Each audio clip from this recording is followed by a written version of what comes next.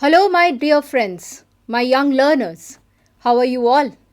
I hope you are spending your time with your parents and friends, enjoying every bit of it, and making every moment a memorable and a meaningful one.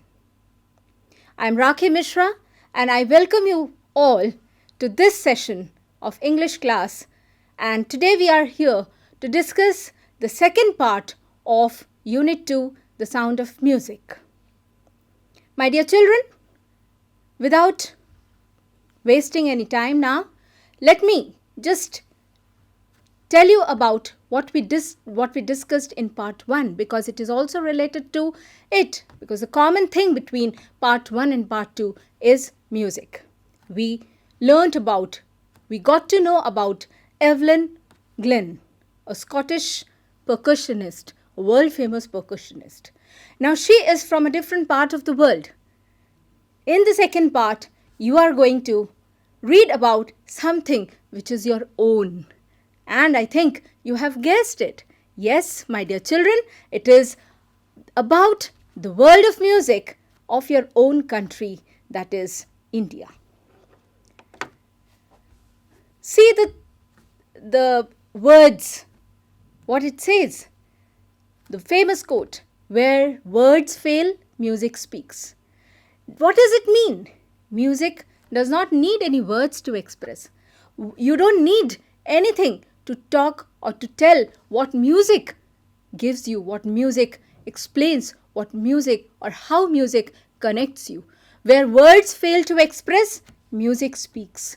And this is true not only through vocal music, but we have hundreds of varieties of musical instruments which our Indian musicians have played, and not only played, they have popularized, they have taken this Indian music, Indian classical music throughout the world, throughout the globe, and people all around the world, they are appreciating, they are learning this Indian classical music, whether it is in a dance form or in a vocal form or in the instrumental form. See these clippings. What do we see? The world famous Indian musicians. Yes, we have Pandit Hariprasad Chaurasia ji, who is known for his beautiful skill on flute. Then we have Ustad Vilayat Khan ji. He is a very famous, world famous sitarist. We have Ustad Zakir Hussain ji. You can see the instrument, no need to tell. Yes, it's tabla. We have Pandit Ram Narayan ji, and he is on sarangi. This instrument is sarangi. And next we have Ustad Bismillah Khan ji, and he is on his shehnai.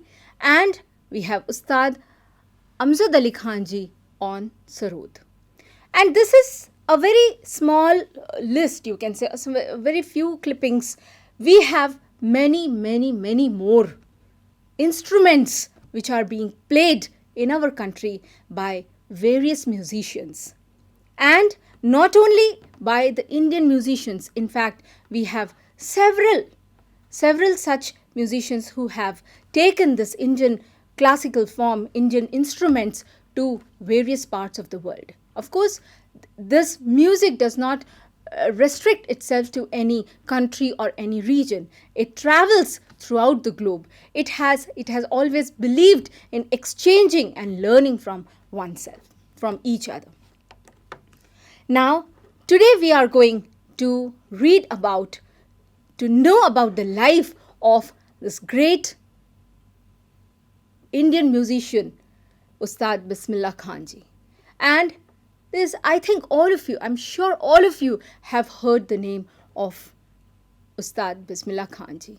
Because whenever we happen to listen to Shehnai from Red Fort, it is he who plays it. And he is the one who had played it for the first time on 15th August 1947 from Red Fort.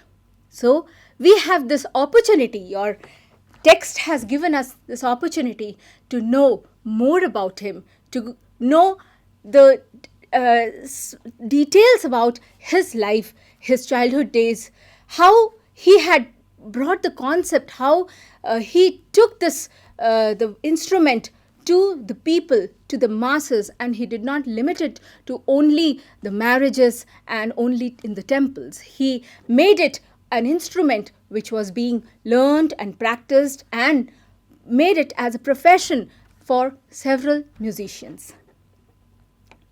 So let us read about him through your text.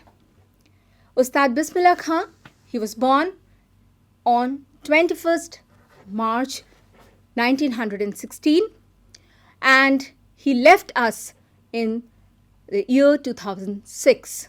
That's not quite, it's just hardly a few, some years back that we lost him, and he lived for 90 years. But he has whatever he has left, and you can say that he was the soul of Shehnai, right? So we can read about him. Let us start it.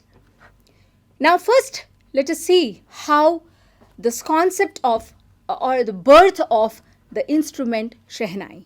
Initially, we didn't have Shehnai. It was a different instrument called pungi. And from where this origin, what is the origin of this instrument Shehnai? Let us read it.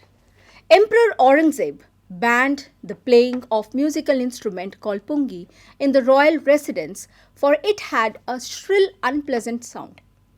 Pungi became the generic name for reeded noise makers. Reeded means those who were making these instruments, instruments which are wind instruments, right? And became a generic name for reeded noise makers. Few had thought that it would one day be revived. A barber of a family of professional musicians who had access to royal palace decided to improve the tonal quality of the pungi. He chose a pipe with a natural hollow stem that was longer and broader than the pungi and made 7 holes on the body of the pipe. So this is how the origin is. Actually the first instrument was pungi, and how the modification was done to that instrument, and another instrument was took birth. And what was it? That was the Shehnai. And you can see in the picture how pungi looked, and then the types of Shehnai that is also shown in the second clipping. When he played on it, closing and opening some of these holes, soft and melodious sounds we reproduced. He played the instrument before royalty and everyone was impressed. The instrument, so different from the pungi, had to be given a new name. As the story goes, since it was first played in the Shah's chamber and was played by a nai. Nai means barber. The instrument was named the Shehnai. So this is an interesting fact about the origin of this instrument, from where it from where the concept of Shehnai came, and why was it given the name Shehnai. Please note it. Here I would like to mention one thing. When I am reading it out, the whole text to you, remember the whole text goes in a proper sequence. What you need to do is, while I am reading and discussing with you, you just need to just note what this paragraph is talking about. Like what first paragraph has highlighted is about the origin or the birth of Shehnai. So this is how you are going to make small notes while we are discussing, right? Okay. Then second paragraph. The sound of the Shehnai began to be considered auspicious. Auspicious means something which is very good for the occasion, and here it is because it was played in the temples, it was played during the marriages, so it was considered to be auspicious. And for this reason, it's still played in temples and is an indispensable component of any North Indian wedding.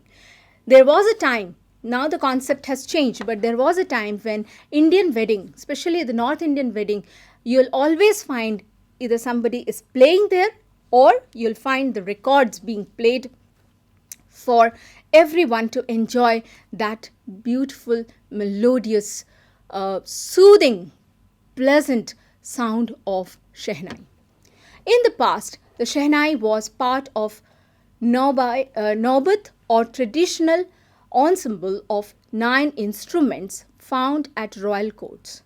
Till recently, it was used only in temples and weddings. So there was a restriction. It was not a common instrument to be played or learned or practiced or understood by common people, but it was only for certain places and it had only temples and weddings. The credit for bringing this instrument onto the classical stage to make it as a classical instrument, the credit goes to Ustad Bismillah Khan. As a 5-year-old, now let us see what happened in his childhood days, his early life. As a 5-year-old, Bismillah Khan played gilli danda. Gilli danda is, there is a small gilli and a stick and you play it. This is a very common, you can say a rural game being played by the children. You'll find in the villages still these days they play it. They don't, and that is very common mainly in the Indian villages, especially in the North Indian villages. Gilli danda near a pond in the ancient state of Dumrao in Bihar. Dumrao is again a small place in a place called it's a place in Buxar, right? Bhojpur is also very close to Dumrao. And this is a place which is very close to Ustadji's life, right? He would regularly go to the nearby Bihariji temple to sing the Bhojpuri Chait. Chait is one form of song, right? One style of song, at the end of which he would earn a big laddu weighing 1.25 kg, a prize given by the local Maharaja. So you see how the time has changed. Now none of the children will accept it. And the simplicity, see the simplicity of this great musician who has given this such a great instrument to this whole world. And he is not limited to only India. He is known worldwide. He is famous worldwide. And if you see his childhood days, it's so simple. He was so satisfied with this kind of a prize given to him by the local Maharaja. Later on, you see what awards he received in his life.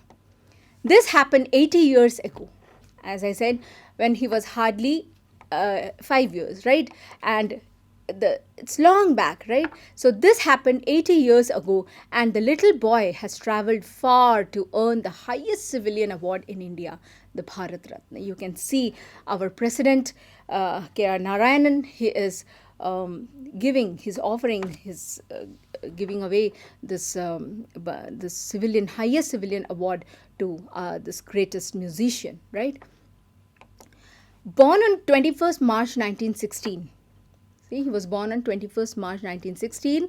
Bismillah belongs to a well-known family of musicians from Bihar.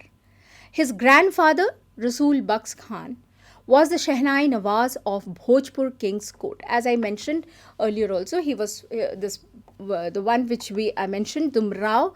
It's in Buxar district, right? And this place was the place from where his paternal side, right, they lived there, and his father, grandfather, all of them, they lived there, and they were very popular there. Rasul Baks Khan was a Shehnai Nawaz of Bhojpur King's Court. His father, Paigambar Baks, the other paternal ancestors were also great Shehnai players. So he was brought up in a family which was so close to this to music and especially to this instrument. But no one had thought of making it so popular, taking it to the world and making it popular instrument all around the globe. The young boy took to music early in life. At the age of 3, when his mother took him to his maternal uncle's house in Banaras, now Varanasi, Bismillah was fascinated watching his uncles practice the Shehnai. Soon Bismillah started accompanying his uncle Ali Baksh to the Vishnu temple of Benares, where Baksh was employed to play the Shehnai.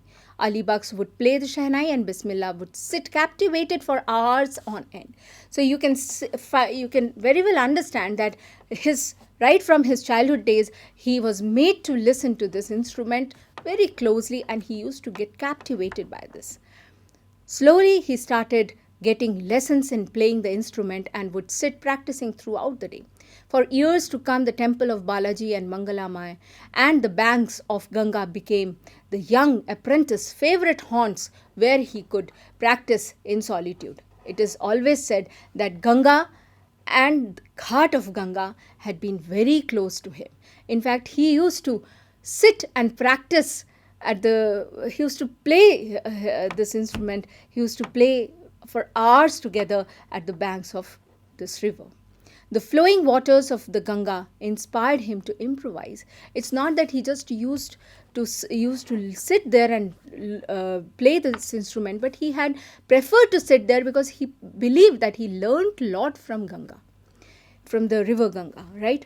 And invent ragas that were earlier considered to be beyond the range of Shehnai. It was a myth by the earlier musicians that there are certain ragas which cannot be played on Shehnai, but he proved that nothing like that, and he invented several such ragas which could be played even on Shehnai. This is the place where he really loved. You can see him standing and observing from the ghat and enjoying every bit of it. At the age of 14, Bismillah accompanied his uncle to the Allahabad Music Conference. At the end of his recital, Ustad Fayaz Khan patted the young boy's back and said, "Work hard and you shall make it." If remember, in part 1 also I had mentioned that it is because of this hard work that she had achieved what she wanted. She gave to the world what no one could believe. Similarly here, even Ustadji also, he worked very hard. And this was the mantra given to him by Ustad Fayaz Khan. Work hard and you shall make it. With the opening of the All India Radio in Lucknow in 1938 came Bismillah's big break. He soon became an often heard Shehnai player on radio. When India gained independence on 15th August 1947, Bismillah Khan became the first Indian to greet the nation with his Shehnai. Such a great moment, such a memorable moment for each and every Indian.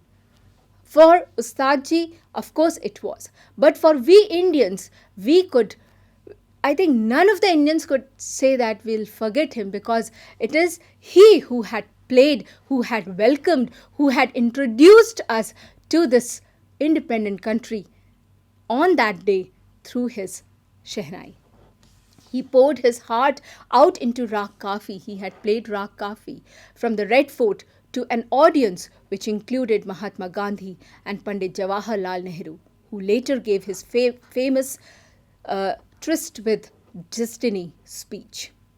Nehruji had addressed the nation, and the name of that speech is Tryst with Destiny. So as if the entire atmosphere, the kind of happiness that people had, no doubt these things had added to the celebration of each and every Indian listening and addressing and witnessing the speech as well as Khan Sahab's or Ustadji's Shehnai. Bismillah Khan has given many memorable performances both in India and abroad. As I said, he had taken his Shehnai throughout the world, throughout the globe. It was not limited to only his place Bihar or his country, but he had taken this, he had popularized it all around the globe. His first trip abroad was to Afghanistan, where King Zahir Shah was so taken in by the maestro that he gifted him priceless Persian carpets and other souvenirs. The King of Afghanistan was not the only one to be fascinated with Bismillah's music. He was so much fascinated, he was so much impressed by his music that he had so much things to offer to him. Film director Vijay Bhatt. I'll show you his picture. Here he is. Vijay Bhatt, a very popular film director in you can say in 1950s.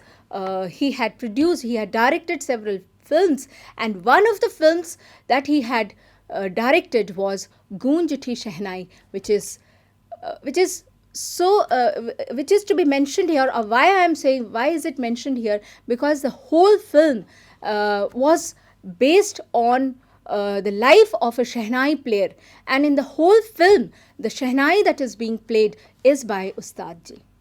So film director Vijay Bhatt was so impressed after hearing Bismillah play at a festival that he named a film after the instrument called Goonj Uthi Shehnai. The film was a hit, and one of the Bismillah Khan's composition, Dil Ka Khilona Hai Toot Gaya. I know this this was a film which was released in 1959. For you children, this is something very unusual, but you can definitely listen to this song if you want, right? And it was a black and white film. There was no concept of colors in that. So it's such a beautiful song. Turned out to be a nationwide chart buster.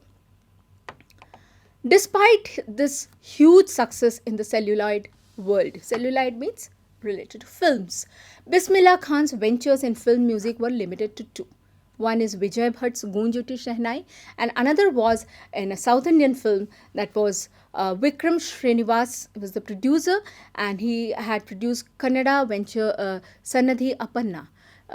This is another film which is also based on the life of a Shehnai player, right? I just can't come to terms with artificiality and glamour of the film world, he says with emphasis. Had there been, it's not that he was not offered chances or he had lot of opportunities in the film world also, but what is the thing that he has mentioned here? You please note it, that he was not, he had a very negative opinion about the world, the film world, and he said that he does not he's not very comfortable, or he does not appreciate that artificiality and the glamour of that film world. So he wanted to just quit from there, and he never encouraged any of the offers from the film world. Awards and recognitions came thick and fast. Now for him, awards and recognitions, if you see his the documentaries, or if you see the interviews, you'll find the room where he had spent his life in Varanasi. It's in a very small congested lane, very normal, very simple life, and if you go and see, it's the entire house is filled with all the awards and recognitions that he had received throughout his life. So these things had never made him, never changed his personality. He remained a very simple man throughout his life. He led a very, very simple, a very humble person, very down to earth person, and he had never shown any kind of arrogance, or never took it as a matter of you can say something that would reflect in his personality for his recognition all around the world, but he preferred to remain as a very simple and humble person. Awards and recognition came thick and fast. Bismillah Khan became the first Indian to be invited to perform at the prestigious Lincoln Center Hall in the United States of America. He also took part in the World Exposition in Montreal. You see the platforms that he got. He got several platforms at in the international level to perform and make this instrument, his Shehnai, so popular. And it was so popular, these things itself speak that people all around the world, they loved him playing his Shehnai. in the Cannes Art Festival and in the Osaka Trade Fair. So well known did he become internationally that an auditorium in Tehran was named after him, Tahar Mosiki Ustad Bismillah Khan. So it's a great honor for a musician that a hall is named after him. And that too not in your country. You get recognition in your country, but getting a recognition in some other country, that it's a big achievement in one's life. National awards like the Padma Shri, the Padma Bhushan and the Padma Vibhushan were conferred on him. In 2001, Ustad Bismillah Khan was awarded India's highest civilian award, the Bharat Ratna. With the coveted award resting on his chest and his eyes glinting with rare happiness, he said, "All I would like to say is, teach your children music." He wanted that every child of this country should learn music, should be close to music, because he believed music is something that connects us with the Almighty. It makes our path, our journey to get connected to the Almighty so smooth.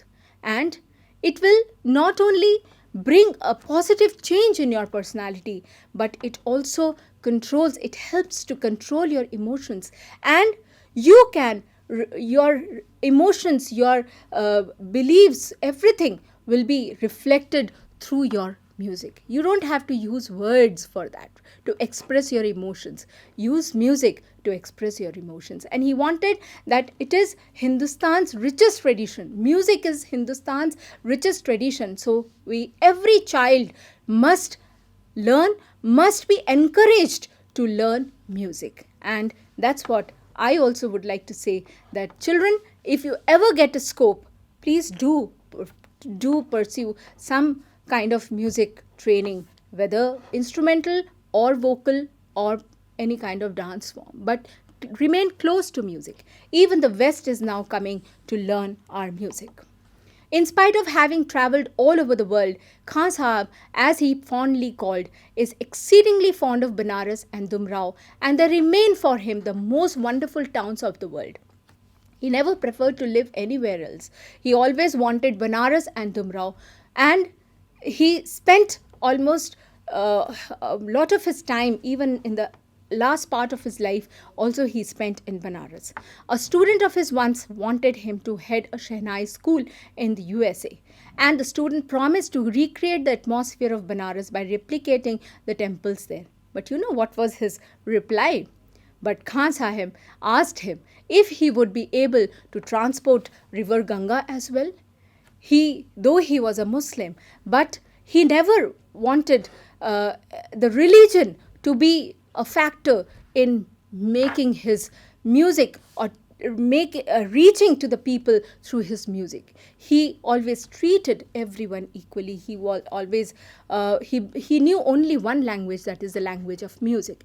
And this river Ganga, as I had already shown you, that he loved to sit on the banks of river Ganga and practice and sit there and let the people enjoy his music. Later he is remembered to have said, "That is why whenever I am in a foreign country, I keep yearning to see Hindustan. While in Mumbai, I think of only Banaras and the holy Ganga. And while in Banaras, I miss the unique Matha of Dumrao." So if he is in Banaras, he misses his native village. Ustad Bismillah Khan's life is a perfect example of the rich cultural heritage of India. Absolutely. One that effortlessly accepts that devout Muslim like him can very naturally play the Shehnai every morning at the Kashi Vishwanath temple. You see the beauty of this man, how he has really proved the cultural exchange in our country. We are completely secular. This proves that he, being a Muslim, he used to play Shehnai every morning at the Kashi Vishwanath temple in Varanasi. So the life of this great musician, right, life of Ustadji, has not only shown us or has not only given us an idea of how he had spent, how he learned, what he did, where he lived, but he has given a message. His life is a message for all the Indians, for all the people, for all the music lovers, that we must talk in the language of music. We should not allow any other kind of barriers to come into the path of our love for music. If you really have love and a closeness, a close bonding with music, then forget who you are. Just understand that you are a music lover. Now, here we have some short questions for you from the text. Please do it. You have to read. If you want, you can read it once again, but these are just, you have to put a tick to the correct one. These are kind of MCQs, so you can see. Simple. Bismillah Khan's paternal ancestors were professional musicians, so you will not have any problem, I am sure. Just try it. This helps you in comprehending, having a better comprehension of what you just read. Very simple ones, right? Here is a small task for you. I have just modified this task a bit. What you need to do, you just got to know about Ustadji's idea or his views, his feelings on certain things. Like when it comes to migrating to the USA, he said that will you be able to bring the river Ganges there? So he wanted to keep himself very much rooted to his soil. He never wanted to shift from his place, and he never even had any desire to go and become famous in some other country. He was very, he loved his country a lot. Leaving Banaras and Dumrao, for all these things he had certain feelings. So what you need to do is you just have to pick out the lines or the words from the text, from the story that you have read, which talks about his feelings on these issues. Now we have certain questions for you. Question number 1. Why did Aurangzeb ban the playing of the pungi? Second, question number 2. How is a shehnai different from a pungi? Question number 3. Where was the shehnai played traditionally? How did Bismillah Khan change this?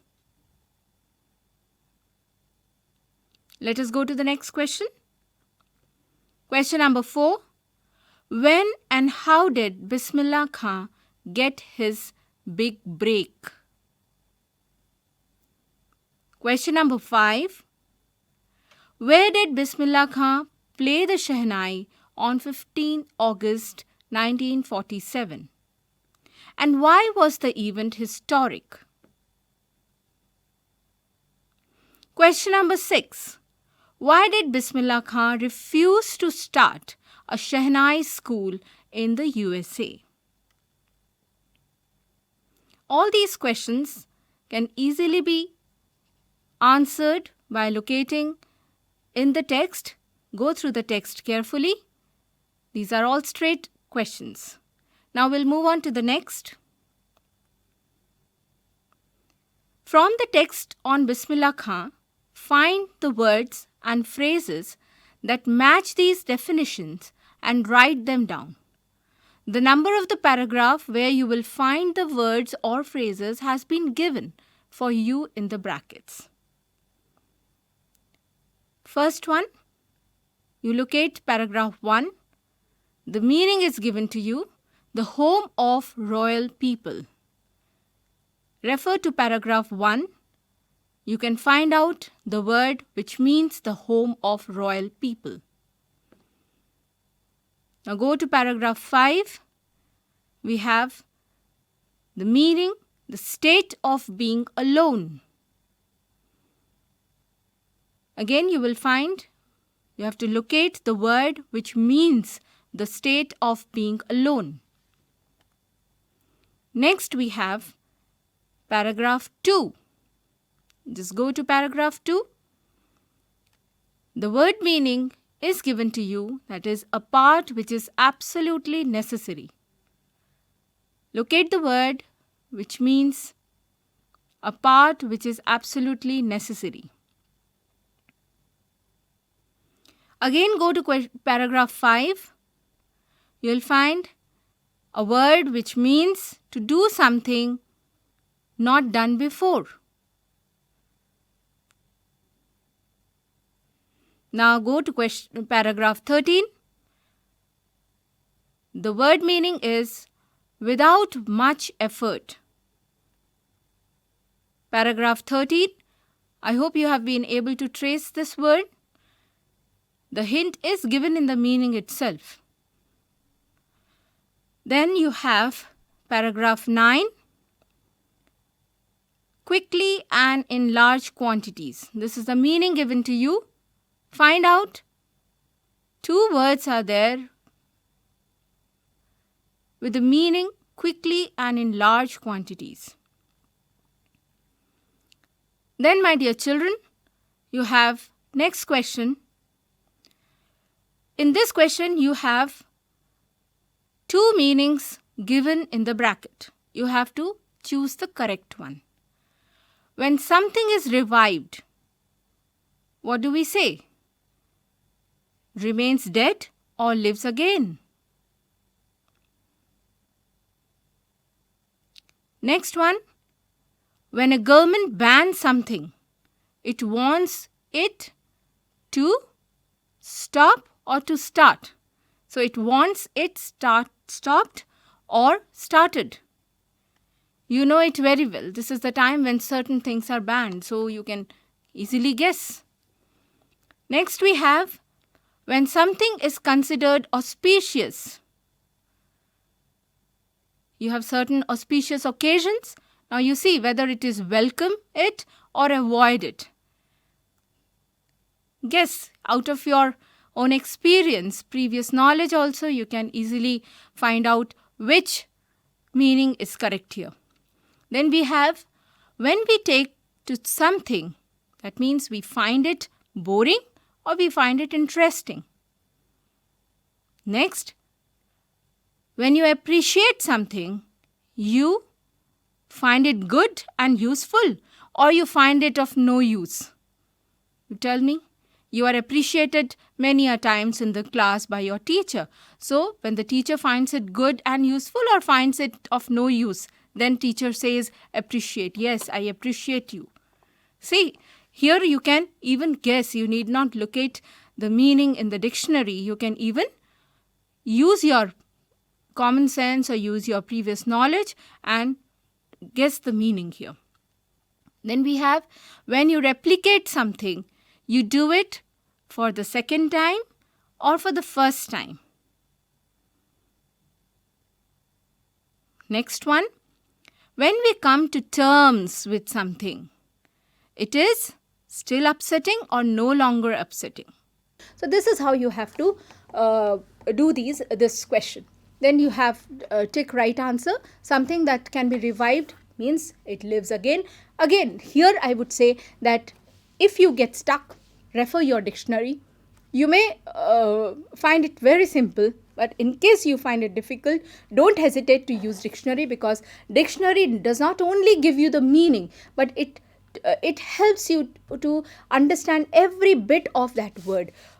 How is it used? What is the placement of that? You see, one of the exercises given in your text, it mentions that every word cannot be placed wherever you want. There are certain rules for its placement, and you have to go through it. So your dictionary tells us that how you can put how the word can be placed where, whether it should be placed before a noun or before a verb, how is it to be placed, that everything is discussed in the dictionary. So please go close to dictionary, it will help you, right? Here is a quick writing task for all of you. After reading part 1 and part 2 about Evelyn Glenn and Bismillah Khanji, I think you have got a kind of close association with the world of music. So now what I would do is, I want you to take up any other 2 musicians of India and find out, just collect the information, draw a biographical sketch of the 2 musicians. You are free to choose any 2, right? no restriction in for that matter, and you can choose any kind of instrumental or vocal or dance form, anything. You can just try it out. What do you learn? One most important thing. What do we learn from the lives of these two musicians? We have learned that if we have strong determination, if we work hard, if we have strong willpower, and if we are determined, nothing is impossible in this life. Nothing is impossible. And here you see in the year 2008, a postal stamp was published, and it was his photo was there because he has given he's recognized, and he's so popular, and he has made made India feel proud throughout the world for his Shehnai Wadan, right? So the stamp was released in 2008. And here you see, just listen to his performance, a short video clip of it.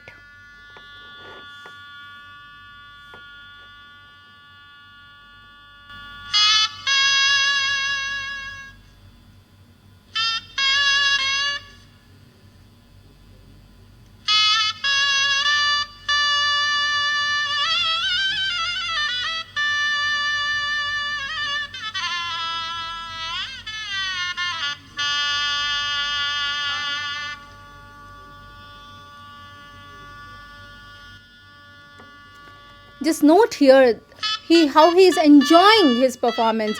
There is every part of it, every bit of it, he wants the audience to enjoy as well as he himself is enjoying it.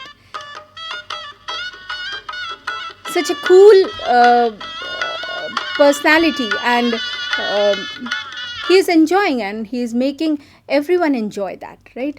So, and if you want, you can see the source of it. You can go to that particular clipping and you can listen to it if you want to enjoy it once again. So with this, I come to the conclusion of the second unit, second unit, part 2, from the life of Ustad Bismillah Khan. Thank you and have a nice day.